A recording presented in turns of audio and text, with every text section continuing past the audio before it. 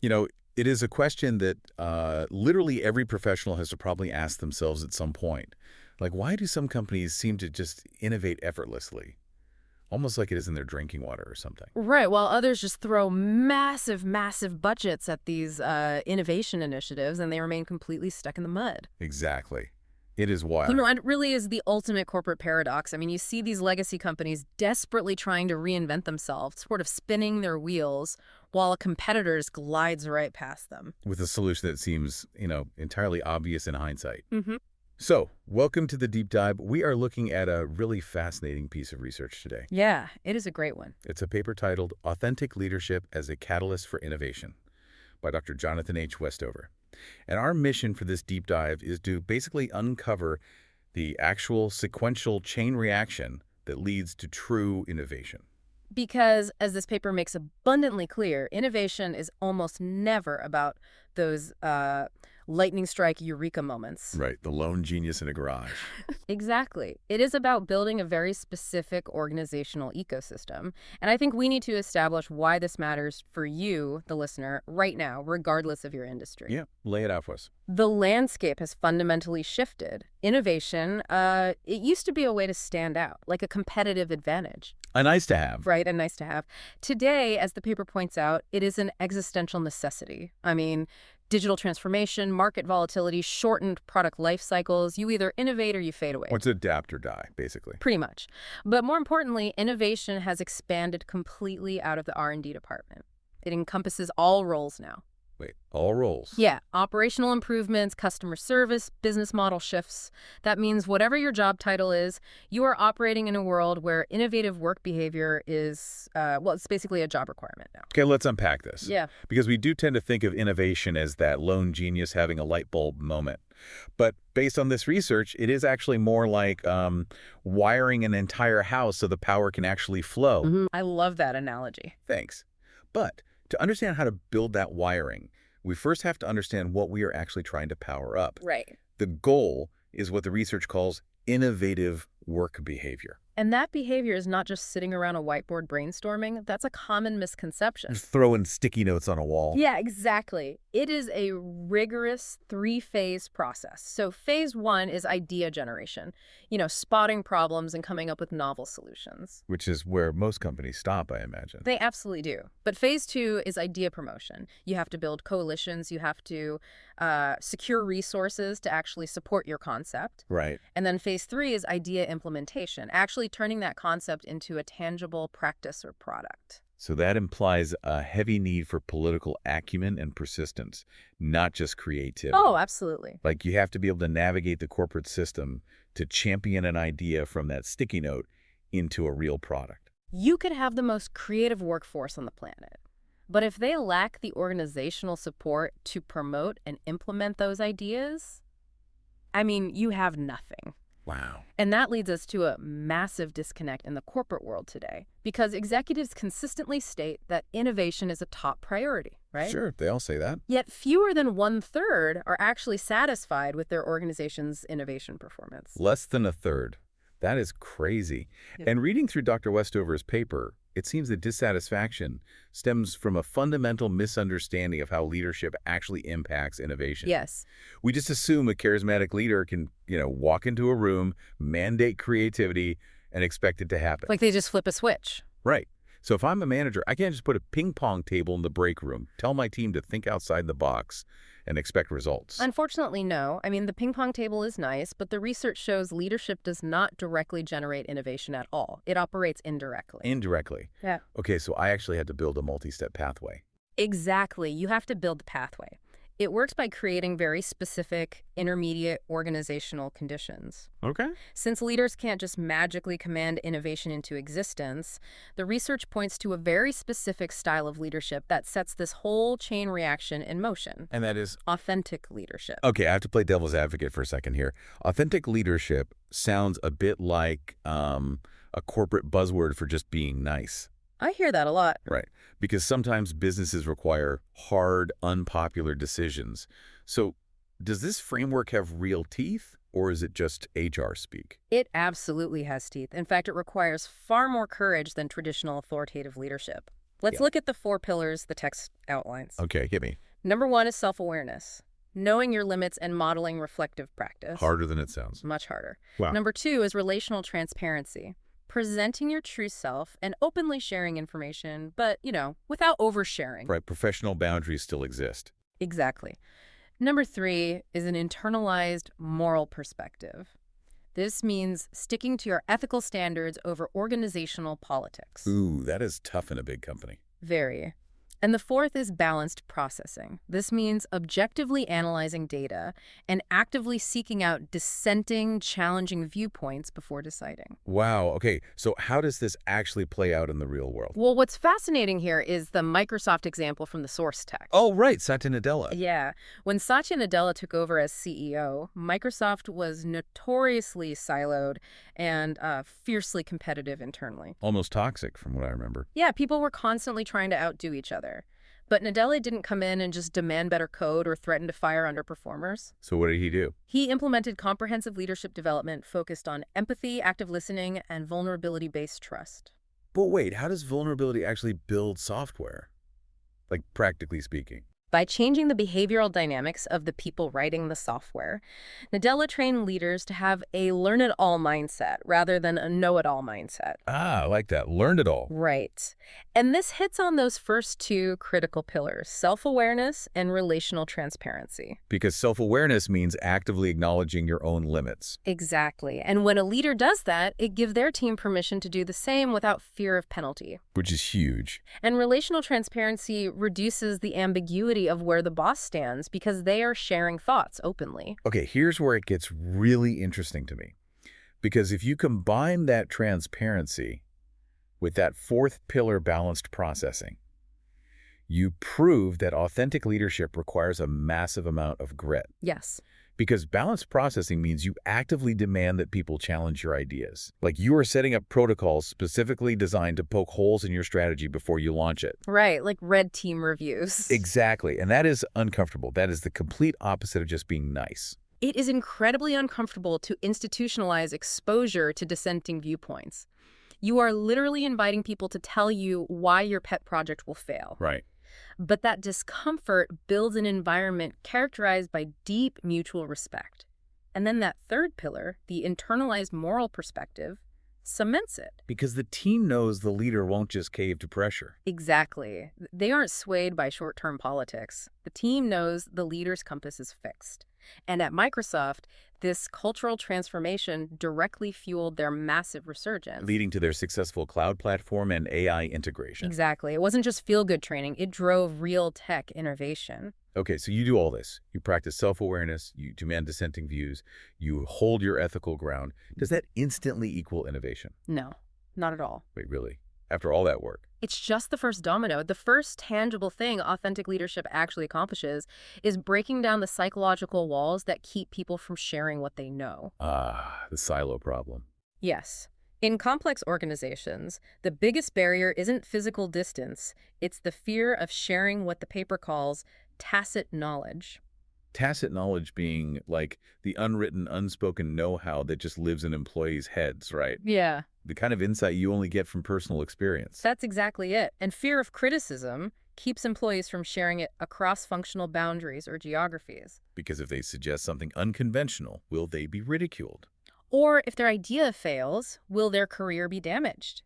In a highly hierarchical culture, no one wants to speak up to the boss and point out a flaw. Right, it's too risky. But because an authentic leader has already demonstrated transparency and invited dissent, they create psychological safety. So when employees trust their leader's ethical consistency, they just voluntarily exchange that knowledge. Exactly. They open up.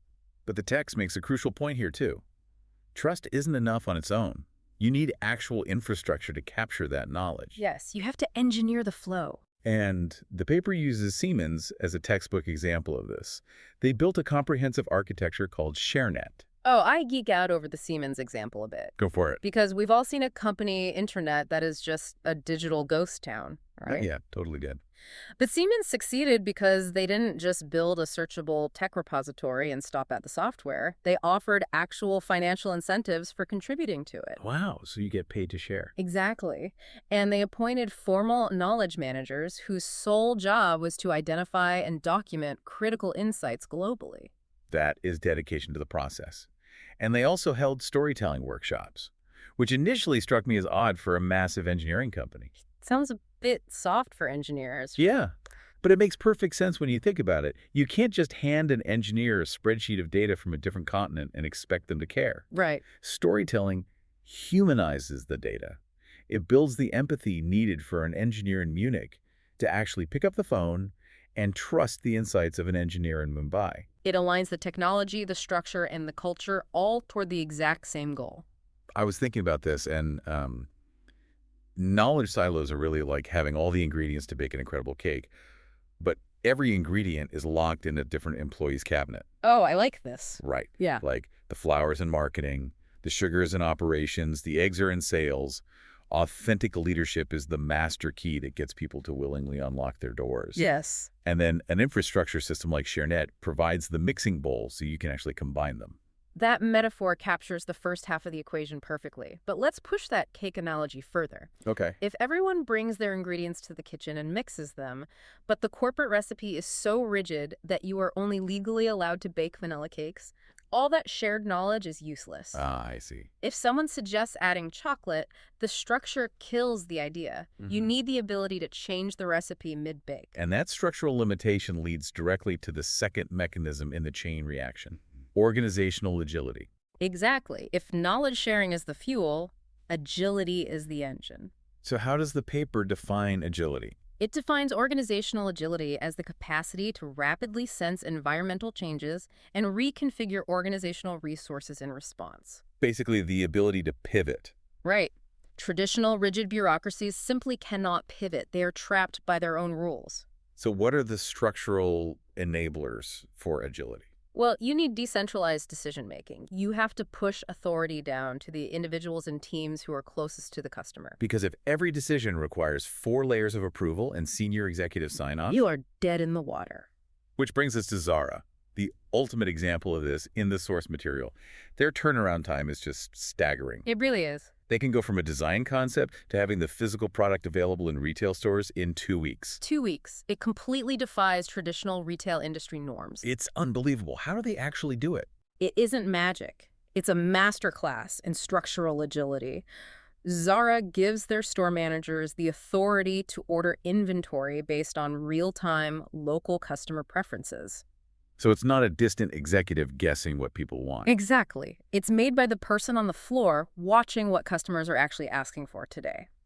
Furthermore, Zara leaves a significant portion of their manufacturing capacity uncommitted. Wait, they intentionally leave factories idle? Yes. That sounds like a cardinal sin in traditional manufacturing efficiency, like you're just bleeding money, right? It seems totally counterintuitive until you realize the strategic advantage. Because they own their factories and leave capacity open, if a new trend suddenly emerges globally, they have the immediate ability to manufacture it and ship it. Oh, wow. They don't have to wait for the next season or negotiate with third-party vendors who are already booked up. They adapt on the fly. That makes so much sense.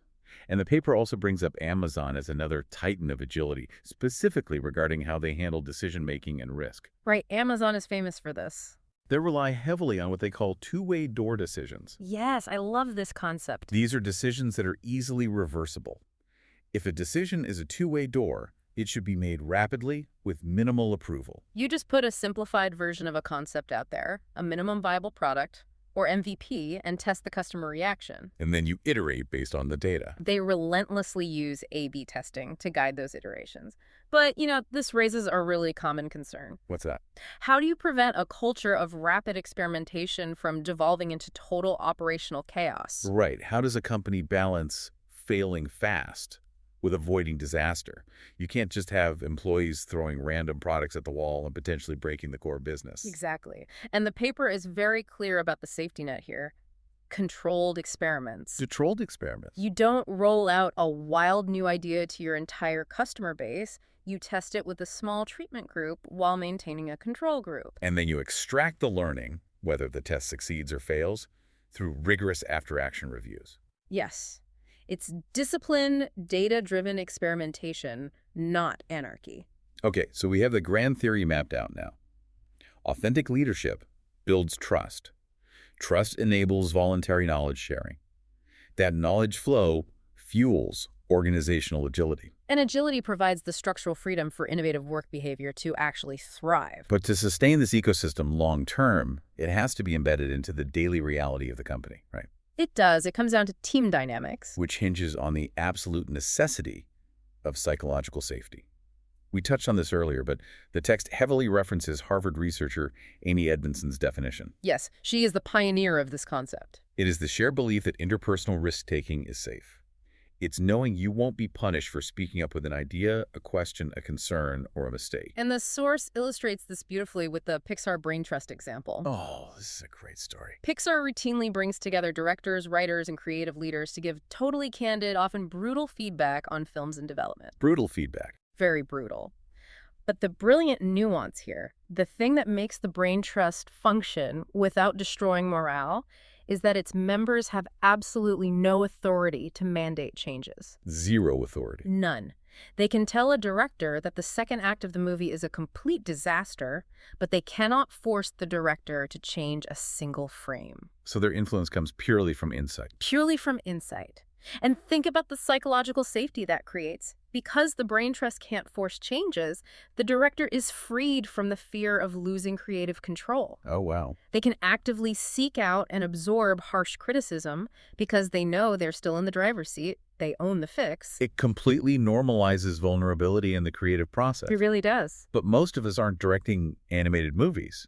We work in standard corporate hierarchies. True. If the senior executives are removed from the day-to-day, who is actually responsible for creating the safety on a random Tuesday morning? This is perhaps the most actionable finding in the paper. The true bottleneck and the true hero of organizational innovation isn't the senior executive suite. Who is it? It is the middle manager. So what does this all mean? I love this part of the research because middle managers get such a bad rap in corporate culture. We view them as like bureaucratic hurdles. Yeah, paper pushers. But they are essentially the structural shock absorbers of a company. Shock absorbers is the perfect way to look at it. They sit right at the friction point. They have to absorb the top-down pressure from the executives demanding operational efficiency, hitting the quarterly numbers, and cutting costs. While simultaneously. Right, simultaneously cushioning and protecting the bottom-up, messy, fragile process of experimentation coming from their teams. They're the ones who actually translate high-level strategy into daily reality. But the tragedy is that middle managers often lack the specific training required to manage that inherent ambiguity. Exactly. They're promoted for being good at their core technical jobs, but they aren't taught how to champion an employee's unconventional idea up through a skeptical hierarchy. They aren't taught how to purposefully build psychological safety. Or facilitate balanced processing. So when an organization wants to increase its innovation capability, enabling and training its middle managers to act as authentic leaders is the highest leverage intervention it can make. We have covered incredible ground today. From dismantling the illusion of the lone genius to understanding the hard structural realities of corporate wiring. Yeah, if we synthesize all of Dr. Westover's research, the overarching thesis is really clear. Innovation is an emergent property of a complex system. You cannot mandate it. No, you have to cultivate the sequential pathway. If you skip a step leg, if you have agility but no knowledge sharing, or knowledge sharing but a leader who lacks moral consistency, the chain reaction just stops. And this brings us right back to you listening to this right now. Think about your own workplace ecosystem. Yeah, ask yourself some hard questions. Are you holding back your ideas because there's a lack of psychological safety? When was the last time you saw your manager or you as a manager admit a mistake and model vulnerability? Can you apply that balanced processing pillar to your very next project? Can you actively invite someone to tear your idea apart just to make the final product stronger? It's about looking at your daily interactions and asking if your behavior acts as a conduit for knowledge or as another silo. Exactly. Now, I want to leave you with a final, slightly provocative thought drawn right from the depths of this source material. This is a good one. We spend so much time obsessing over how to generate the next big new idea. The brainstorms, the offsites, the desperate push for fresh thinking. But the paper talks about this concept of knowledge graveyards. It's a haunting term for a very real organizational failure. What if the million-dollar innovation that your company desperately needs to survive the next 5 years has actually already been thought of? Think about that. What if it was documented by a brilliant employee 3 years ago, and right now it is currently rotting away in an ignored, unorganized database somewhere simply because your organization lacks the knowledge stewardship to revive it? The ideas are already there, but the wiring is dead. Right. So before you go trying to invent the future from scratch, maybe go dig through your own team's past failures and forgotten notes. Because the innovation that pulls you out of the mud might just be buried in your own past. You just need the authentic leadership to finally turn the power on.